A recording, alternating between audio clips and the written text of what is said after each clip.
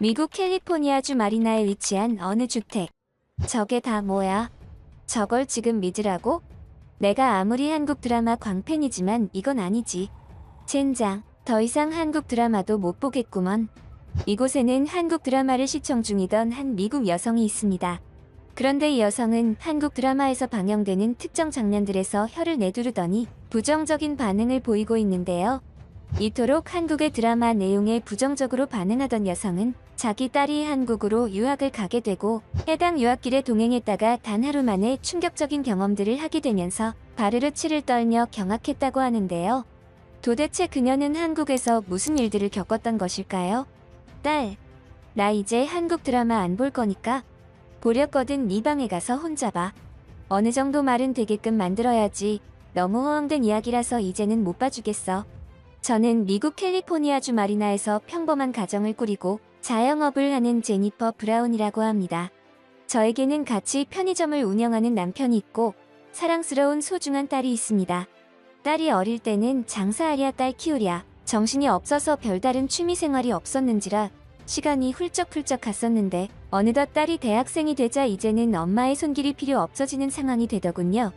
그러다 보니 저에게도 새로운 취미생활이 필요했습니다.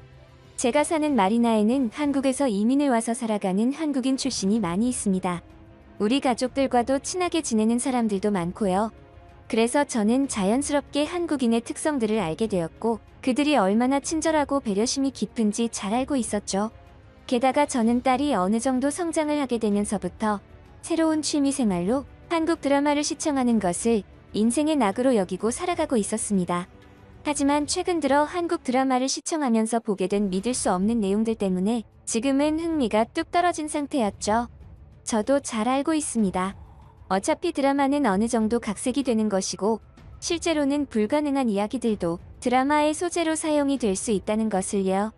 하지만 제 입장에서는 조금 심하다는 생각이 들더라고요. 장르 자체가 공상과학 드라마 같은 거였으면 모르겠지만 실생활을 소재로 하는 드라마였는데도 말도 안 되는 이야기들이 많았거든요. 만약 저에게 그러한 일들이 생기지 않았더라면 그냥 저 혼자서 한국 드라마는 너무 허황된 내용이 많다고 생각하며 살아갔을 것입니다. 대학생이 된 딸내미가 어느 날 갑자기 한국으로 유학을 보내달라고 떼를 쓰기 시작하더군요. 처음에는 하는 거 봐서 보내줄게 라며 대충 둘러대고 시간이 지나면 잊혀지겠지라는 생각으로 얼버무리고 말았습니다. 하지만 시간이 지나도 딸은 한국으로의 유학을 고집했고 저는 딸이 몹시 진지하다는 것을 깨달았죠. 한편으로는 딸이 한국으로의 유학을 보내달라고 조르는 것이 제 탓인 것만 같았습니다. 제가 워낙 한국 드라마를 많이 보다 보니 그 영향이 딸에게까지 미쳤다고 생각했던 것이죠. 하지만 최근 들어서 저는 한국의 드라마를 시청하지 않았고 그 이유에 대해서 딸에게 말했습니다. 한국의 드라마는 모두 거짓이고 사기적인 내용들 뿐이라면서 말이에요. 하지만 딸은 갑자기 그게 무슨 말이냐며 오히려 저에게 오해하고 있다는 말을 했습니다. 저는 딸에게 한국 유학을 가고 싶다면 보내는 주겠지만 조건이 있다고 말했죠. 딸이 한국 생활에 적응할 때까지는 엄마인 제가 같이 한국으로 가서 생활하겠다는 조건을 말입니다. 사실 제가 딸에게 이러한 제안을 건넨 것에는 숨은 속셈이 있었습니다. 명분은 딸의 한국 생활 적응을 돕기 위한 것이지만 한편으로는 딸의 안전을 위함이었고 또 한편으로는 한국 드라마에서 보았던 것들을 제 눈으로 직접 확인하고 싶은 마음도 있었습니다. 그리고 무엇보다 딸 또한 저처럼 한국에 대한 실망감을 감추지 못하고 한국 유학을 다시 생각해 보기를 바랐죠. 분명히 그렇게 될 것이라고 속으로 장담했습니다. 딸 또한 저와 마찬가지로 한국의 드라마를 보고 한국의 호감을 느끼게 된 것이기에 그것들이 모두 과장되거나 허황된 것이라는 것을 직접 느끼게 된다면 딸 또한 마찬가지로 실망감을 감추지 못할 테니까요. 처음에 한국에 도착한 저는 공항을 이리저리 유심히 둘러보았습니다. 그리고 얼마 지나지 않아서 딸에게는 말하지 않았지만 회심의 미소를 지으며 그럼 그렇지 않은 혼잣말이 절로 나왔죠. 공항을 벗어나서도 저는 방심하지 않았고 한국의 이모저모를 최대한 잘 파악하기 위해 예의주시하며 걸어갔습니다. 딸이 한국 생활을 함에 있어서 안전하게 문제없이 지내게 하기 위함이었죠. 그런데 딸의 원룸방으로 향하던 저는 무언가 잘못되었다는 것을 느꼈습니다. 그리고 차마 딸의 자취방에 도착하기도 전에 저는 소스라치게 놀라고 말았죠. 이게 말이나 되는 거야? 그게 전부 진짜였던 거야? 제가 놀란 이유는 다름 아닌 한국의 독특한 도심 구조였습니다. 딸과 저는 분명히 걸어서 이동하고 있었는데 불과 이곳까지 10분가량 걸었을 뿐인데도 우리가 지나쳐온 곳들에는 가지각색의 편의시설들이 존재했죠. 사실 저는 딸에게 자취방으로 가는 도중에 왜 차를 타지 않고 지하철을 타고 이곳에 와서 이렇게 한참을 걸어가느냐고 따졌습니다. 하지만 이내 딸이 왜 이러한 짓을 했는지 깨달았던 겁니다. 딸의 자취방으로 가는 동안 제가 목격한 시설들은 직접 눈으로 보고도 믿기지 않는 수준이었어요. 빨래방, 편의점, 노래방, 마트, 공원, 지하철역, 병원, 버스역.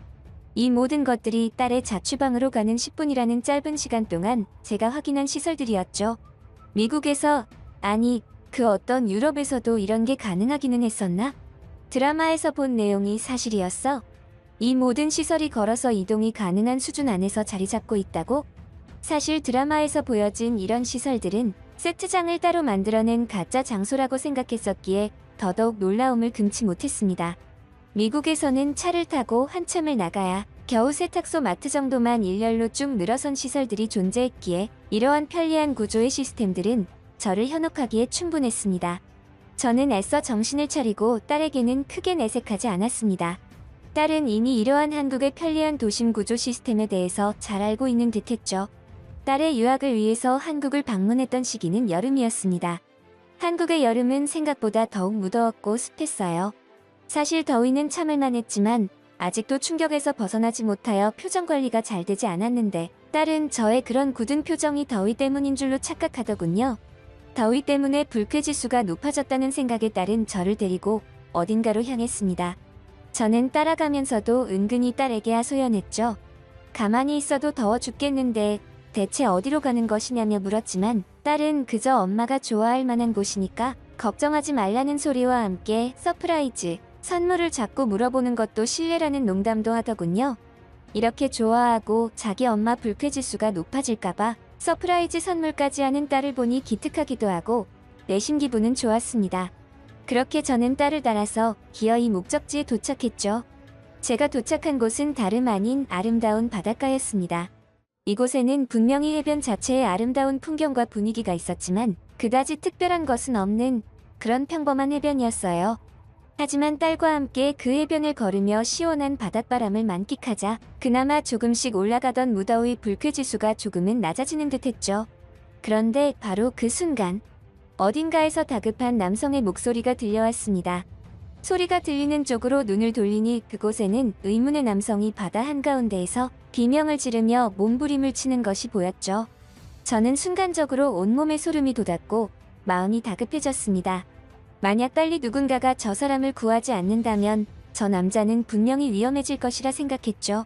저는 이러한 1급 상황을 딸에게 말하고 신고할 곳이 없느냐고 물었습니다. 그리고 빨리 신고하자고도 했죠. 그런데 이게 무슨 일인지 한시가 급한 와중에 다급해하는 저와는 다르게 딸은 몹시 침착한 표정으로 말했어요. 걱정하지 말고 조금 더 지켜보자면서 말이죠. 저는 그런 딸의 반응에 어이가 없었습니다. 이러다 저 사람 죽겠다고 빨리 신고하자고 아주 닥달하고 난리가 났죠. 드라마에서 보면 한국은 늘 친절하고 배려심이 깊은 심성에 대해서 강조를 많이 하던데 그 모든 것들이 역시나 현실에서는 찾아볼 수 없는 거짓이라는 생각이 드는 순간이었습니다. 그도 그럴 것이 이렇게 위급한 상황에서도 이곳 바닷가에서는 그 누구도 위험에 처한 남자를 돕기 위해 움직이는 사람은 없었으니까요. 오히려 재미난 구경거리라도 생긴 듯 얼굴에는 만연한 미소까지 띠며 허우적대는 남자를 바라보는 사람들도 있었습니다. 그때는 정말로 환멸이 느껴지더라고요. 그러한 생각을 하며 헛웃음을 짓던 바로 그 순간 사람들이 갑자기 웅성거리며 손가락으로 바다 쪽을 가리키기 시작했습니다. 그 손가락이 가리키는 방향을 보게 된 저는 그야말로 소스라치게 놀라서 그 자리에 주저앉아버리고 말았죠. 그곳에는 무언가가 재빠르게 이동하고 있었는데 보트라고 하기엔 너무나 작았고 사람이라고 하기에는 그 속도가 너무나 빨랐습니다. 그것의 정체는 다름 아닌 아주 작은 소형 보트처럼 보였어요. 그런데 정말 특이한 점은 그 보트에는 그 어떤 사람도 탑승하지 않았다는 점이었죠. 아무리 눈을 씻고 바라보아도 그 보트에는 아무도 탑승하지 않았고 보트 혼자서 재빠르게 바다 한가운데로 이동하고 있었습니다. 그리고 잠시 후 이어진 장면에 더더욱 제 눈을 의심할 수밖에 없었죠. 그 작디작은 보트가 바다 한가운데서 허우적거리고 있던 남자에게 다가가더니 그 남자를 데리고 육지 쪽으로 오는 게 아니겠습니까? 저는 도저히 지금의 상황을 믿을 수가 없어서 장면 하나하나를 놓치지 않고 이게 대체 어떻게 된 일인지 알아내기 위해서 눈을 부릅뜨고 지켜보았죠. 알고 봤더니 그 작은 보트는 수중구조 로봇으로 사람을 구조하기 위해 한국에서 개발된 로봇이었습니다. 게다가 바다 가운데서 허우적대던 남성은 해당 로봇을 실험하고 실제 위급 상황을 대비하여 예행 연습을 하던 시뮬레이션이었던 것이죠. 아니, 한국에는 벌써 저런 로봇들이나 시스템들이 갖춰져 있다는 거야?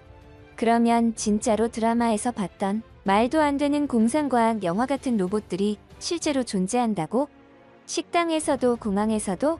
나중에야 알게 된 사실이지만 실제로 인천공항에는 인공지능 로봇이 돌아다닌다고 했는데 때마침 제가 도착했을 때는 충전을 하러 간 것인지 해당 로봇이 보이지 않았기에 전혀 그러한 사실들을 인지하지 못했던 것입니다. 그래서 그 당시에 딸에게는 말하지 않았지만 공항에 그런 로봇들이 없는 것을 알아채고 저 혼자서 그럼 그렇지 라는 말을 중얼거리며 회심의 미소를 지었던 것이죠. 참으로 부끄러운 일이 아닐 수 없었습니다. 하지만 그러한 사실을 딸에게 말하지 않은 것은 신의 한 수였죠. 말했더라면 저는 지금 쪽팔려서 딸의 얼굴도 보지 못했을 테니까요. 바닷가에서 그러한 장면들을 목격한 이후로 저는 한동안 말이 없어졌습니다. 아마도 딸은 눈치채지 못했겠지만 저는 이미 그때부터 큰 충격을 받은 상태였으니까요. 한국 드라마에서 보던 것들이 실제한다는 것을 뛰어넘어서 오히려 지금까지 드라마에서 보이지 못한 한국의 놀라운 모습들이 많다는 사실에 혀를 내둘렀습니다. 이제는 이러한 한국의 실체에 대해서 의심하거나 무언가를 파헤치려고 하는 행동들은 의미가 없다는 것을 깨달았죠.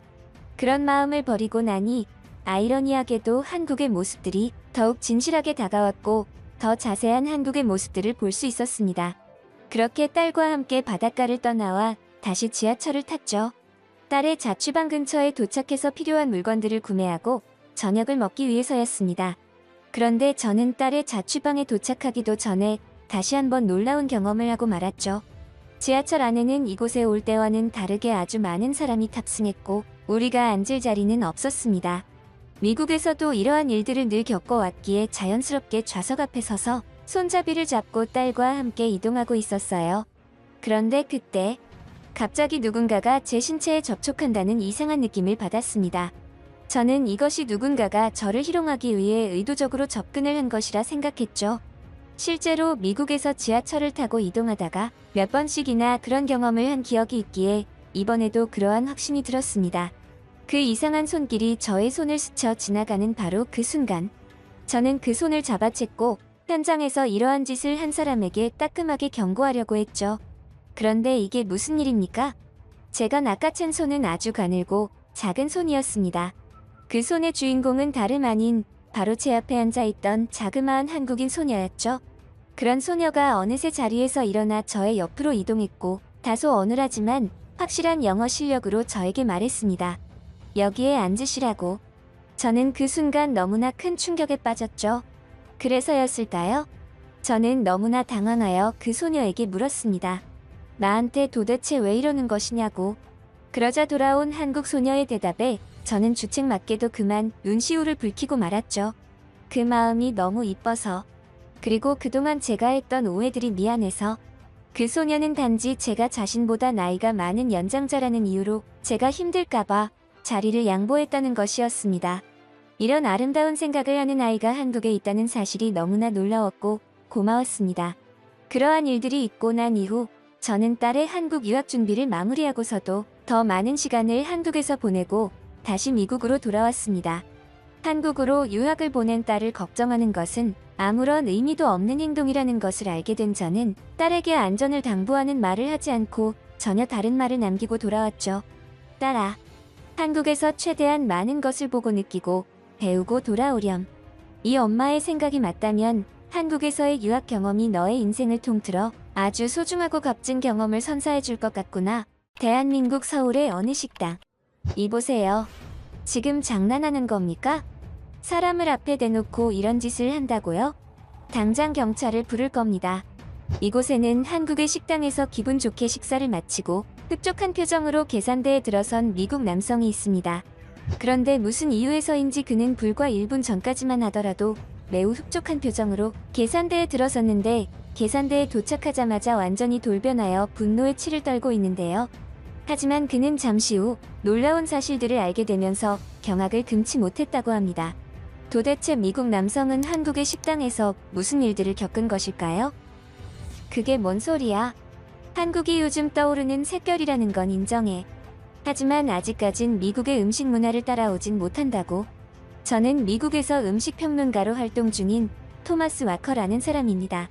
미국에서의 음식평론가 일은 생각보다 쉽지 않습니다. 미국에는 현재 너무나 다양한 전 세계의 국가들에서 인기 있다고 하는 음식들과 그 음식들을 판매하는 식당들이 즐비하기 때문이죠. 많은 종류의 전 세계 음식들을 맛보는 일은 축복받은 일 아닌가요? 라고 생각하는 분들도 계실 텐데요. 물론 저 또한 그러한 부분들의 긍정적인 부분들이 분명히 존재한다고는 생각합니다. 하지만 때로는 그러한 부분들이 약이 아니라 독이 되는 때도 존재하죠. 제가 싫어하는 음식이나 별로 내키지 않는 음식들도 의무적으로 먹어보고 평론해야 한다는 부분에서 그렇습니다. 이 일을 하는 동안에는 특별히 알레르기나 몸에서 거부 반응이 일어나는 뚜렷한 이유가 없는 한 반드시 특정 음식을 먹어보고 평론해야만 하는 것이 저희의 일인 것이죠. 하지만 그럼에도 불구하고 저는 이 일이 너무나 사랑스럽습니다. 저의 천직이라 생각하고 하루하루를 행복하게 즐기며 살아가고 있죠. 그리고 저는 지금에 만족하지 않고 더욱 유명한 평론가로서 세계적으로 인정받기 위해 노력 중입니다. 만약 저에게 그러한 일들이 없었더라면 저의 인생이 어떤 식으로 흘러갔을지 조금은 의문이 들긴 하네요. 제가 음식평론가 일을 시작한 지 몇 년 되지 않았을 신입 시절이었습니다. 그때는 정말이지 열정 하나로 밑바닥부터 시작해서 그 자리까지 올라갔기에 노력으로 불가능한 것은 없다는 생각으로 살 때였죠. 하지만 그런 저에게 충격적인 사건이 일어나고 말았습니다. 그 당시에 저는 직업의 특성상 여러 가지 나라의 음식들을 맛보고 평론하는 일들을 큰 축복이라 생각하고 즐거운 마음으로 하는 시기였어요. 그래서 그때 중국으로의 파견 비즈니스를 처음으로 하게 되면서 기대에 부풀었고 설렘 가득한 마음으로 중국으로 향했습니다. 사실 그 당시에 다른 동료들은 대부분 이번 비즈니스를 하는 것을 꺼리는 분위기였는데 저는 그 모습들을 보고 배가 불렀다고만 생각했죠. 하지만 그들의 반응들이 왜 그랬는지 완벽하게 이해가 가기까지는 그리 오랜 시간이 걸리지 않았습니다. 중국에 도착하여 처음으로 먹게 된 음식은 중국에서도 챈동난 지역에서만 주로 먹는다는 변변어찜이었죠. 보기에는 그냥 먹음직스러운 빨간 양념의 생선찜처럼 보였습니다. 하지만 그 음식을 먹다가 중국 현지인에게 해당 물고기의 정체를 듣는 순간 저는 경악하며 화장실로 뛰어가야 했죠. 변변어라는 물고기는 태어나면서부터 사람의 배설물을 먹고 자란 물고기였던 것입니다. 대체 이런 건 왜 굳이 음식으로 만들어 먹는 거야? 저는 화장실에서 구토하며 어이없는 지금의 상황을 한탄했죠. 저는 그저 지금의 제가 사랑하는 음식평론가라는 직업을 하루하루 즐기며 세계적으로 유명해지고 싶었는데 그러한 과정이 멀고 험난하게만 느껴졌죠. 아무리 좋아하는 것이라도 그것이 직업이 되는 순간 그것은 일이 되어버린다는 말이 있는데 딱 그 말이 떠오르더군요. 역시 음식은 미국이나 유럽 계통의 전통 음식들만한 게 없다는 생각이 절로 들었습니다. 특히나 아시아 쪽 음식은 저와는 완전히 결이 달라서 안 맞는다고 생각했죠. 심지어 변변어찜을 먹고 곧바로 구토했음에도 불구하고 배탈이 나는 바람에 한동안 고생을 해야 했습니다. 그 일이 있고 난 뒤로는 회사에서 아시아 쪽 음식 평론 비즈니스가 생기더라도 저는 쳐다도 안 봤습니다. 적극적으로 세계 음식을 탐방하던 저의 태도가 완전히 바뀌어 버렸죠. 한간에서는 그런 저의 모습을 보고 이제 어느 정도 자리를 잡으니 사람이 변했다는 반응도 있었지만 저는 아랑곳하지 않았습니다. 아시아 음식이 아니더라도 아직까지 제가 알지 못하고 맛보지 못한 세계 음식들이 즐비했기에 굳이 그런 모험을 하고 싶은 생각은 들지 않았죠. 하지만 이번에는 그런 저의 태도에도 불구하고 피하지 못할 고난이 펼쳐질 위기에 처했습니다. 한국 음식을 평론하기 위해 한국으로 가다. 이번에 우리 회사에서 적극적으로 밀고 있는 프로그램 멘트였습니다. 그렇지 않아도 한국의 음식은 최근 들어 미국을 중심으로 전 세계적으로 인기를 얻고 있고 유명세를 떨치고 있었기에 이러한 프로그램의 기획은 놀랍지도 않았죠. 물론 많은 분들께서는 한국의 음식들은 맛있다고 하던데 그런 맛있는 음식을 먹어보는 것이 왜 기피할 일이지? 라고 지금까지도 말씀하시는 분들이 있을 겁니다. 하지만 제가 과거에 중국 음식을 먹으러 갔을 때도 마찬가지로 제가 그런 요리를 먹을 것이라고 생각하고 갔던 것은 아니지 않습니까? 저는 중국의 오리오리나 고풍스러운 요리들을 생각하고 갔었지만 결과적으로 전혀 알지 못하는 음식이 나왔고 그 때문에 제가 아시아 음식에 대한 트라우마까지 생겨버렸죠. 그러다 보니 자연스럽게 이번에도 그런 기피 증세가 나타났던 것입니다. 그래서 저는 최대한 한국에 방문하지 않기 위해 안간힘을 썼습니다. 글쎄 이번에는 그런 음식들이 없다니까? 왜 사람 말을 안 믿어? 그때 중국에서는 아주 특수한 사례였다고. 나도 그때는 그게 그런 음식인 줄 몰랐어. 내가 왜 자네를 속이겠나? 이번에는 위에서 아주 기대하고 있는 비즈니스니까 그냥 시키는 대로 하게. 아마 자네도 한국에 다녀오면 아주 만족스러워 할 테니까. 저의 상사의 말에 따르면 이번 일은 거절없이 무조건 가야 하는 일이라고 했죠. 음식 평론가라는 직업도 개인적인 프리랜서로 일을 하는 사람도 있지만 저와 같이 회사에 몸을 담고 그 회사를 통해 일거리를 받게 되는 구조로 일을 하는 사람도 있습니다. 프리랜서의 장점으로는 자신이 직원이자 사장이기 때문에 하기 싫은 일을 굳이 하지 않아도 된다는 장점이 있지만 대신 일거리를 매번 스스로 찾아 나서야 하므로 그에 따른 단점도 있죠. 반면 저처럼 회사에 몸담은 사람들은 위에서 하라고 윽박지르는 경우에는 꼼짝없이 해야 하는 경우가 종종 있다는 것입니다. 이번에도 그러한 경우였죠. 심지어 우리 회사뿐만 아니라 다른 미국의 회사들에서도 한국 음식의 파급력이 대단하다는 이유로 너도 나도 한국 음식에 대해 다루고 취재하며 한국 음식 파헤치기 경쟁을 하고 있는 추세입니다. 그러한 것들이 결국 우리 회사까지 영향을 끼친 것이죠. 도대체 한국 음식이 뭐가 그렇게 대단하길래 이렇게 난리들인지 모르겠군. 그냥 그동안 잘 알지 못했던 음식들이 한국 드라마나 영화를 통해서 인기가 생기다 보니 일시적인 관심일 뿐이지 음식 자체가 대단한 건 없어 보이던데 말이야. 참으로 사람들의 심리는 알다가도 모르겠어. 저는 지금의 상황이 마음에 들지 않았습니다. 워낙 아시아에는 가기 싫어하는 저의 성향 탓이었죠. 하지만 한편으로는 제가 대단하지 않다고 생각하던 한국의 음식에는 제가 알지 못하는 숨은 힘이 있을지도 모른다는 생각도 했습니다. 이토록 많은 사람들이 미쳐서 난리가 난 것을 본다면 단순히 사람의 심리적인 현상으로만 보기에는 다소 무리가 있었으니까요. 결국 저는 내키지는 않았지만 마지못해 한국에 방문을 하게 되었죠. 하지만 저는 한국에 도착하자마자 식당 근처에도 가기 전에 소스라치게 놀라고 말았습니다. 제가 생각했던 아시아의 흔한 모습들과는 완전히 다른 모습들 때문이었는데요. 공항부터가 이건 뭐 말이 안 된다고 생각을 했습니다. 제가 생각했던 것 이상으로 아름다운 모습의 공항이었기 때문이죠. 하지만 이내 저의 그러한 마음은 다시 차갑게 식었습니다. 그도 그럴 것이 중국 베이징의 공항에 도착하였을 때를 생각해보니 그때도 생각 외로 훌륭한 공항의 모습에 아주 만족스러워했지만 얼마 지나지 않아서 저는 공항의 모습에 깜빡 속았다는 것을 깨달았기 때문이었죠. 분명히 한국도 공항의 모습과는 완전히 상반된 사회의 모습이 숨겨져 있을 것이라 생각을 했고 또 그에 대한 마음의 준비 또한 서서히 하고 있었습니다. 이번에야말로 철저하게 준비하여 그때와 같은 피해를 당하지 않기 위해 제가 할 수 있는 모든 준비를 했습니다. 하지만 그러한 마음가짐으로 한국의 공항에 도착하고 공항을 도착하여 지하철을 타고 우리가 예약한 호텔로 이동하는 동안 저는 서서히 그러한 긴장감이 풀어지기 시작했습니다. 공항에서 지하철을 이용하여 곧바로 호텔로 이동하는 편리한 인프라도 놀라웠지만 지하철역에 도착하니 곧바로 호텔로 이동이 가능하다는 것이 너무나 편리하게 느껴졌죠. 미국, 유럽 국가들을 수도 없이 다녀보았지만 이렇게 편리한 교통 시스템을 갖춘 나라는 보질 못했거든요. 그렇게 첫날은 아무런 문제 없이 잘 지나간 듯 했습니다. 하지만 늦은 시각임에도 장시간 긴장을 한 탓인지 호텔에서 잠이 들지 못할 정도로 배가 고프더군요. 저는 같이 간 상사에게 말해 늦었지만 이 시간에 호텔 내에서 음식을 먹을 수 있을지 물었죠. 그랬더니 이 상사가 하는 말이 그러지 말고 나가서 간단하게 한 끼 먹자는 거였습니다.